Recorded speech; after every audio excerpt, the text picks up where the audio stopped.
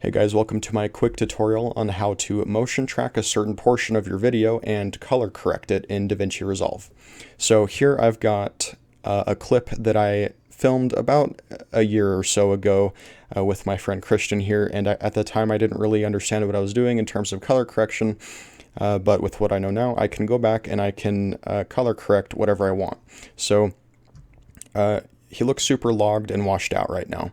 So we've got our clip, we've got it in our timeline. We can come over to the color tab over here, and we're going to be working in this window right here. This is where we can find our selection tools. We got our square, circle, line, and our pen tool. And then there's a gradient right here for like if you need to edit your sky or something. But we're going to use our pen tool. Let's make sure that we add another layer or another node, just like we would in Photoshop, so that we're not messing with our base node. I'm using my scroll wheel to move around here, and we're just going to select our pen tool again and select whatever we want to color correct. In this case, it's going to be Christian's face. I just want to correct his skin in this node for now. And we can go in and fine tune that.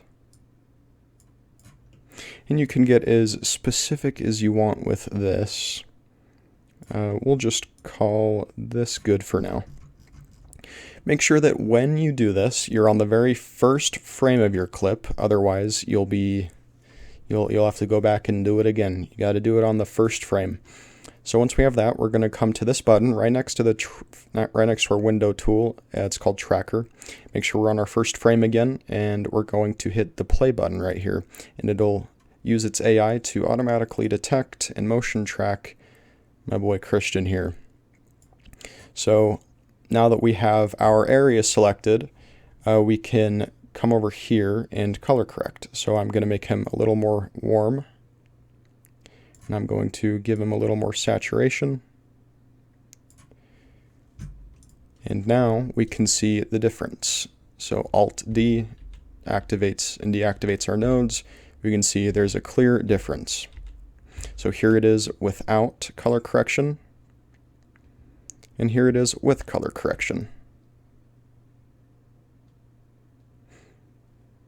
And without motion tracking, it would also affect everything else in our video, or we would have to go frame by frame, and that's just super annoying. Motion tracking just makes this so much more simpler. The reason why you would want to fine tune it as much as you can is because if we zoom in right here, we can see that it is not perfect.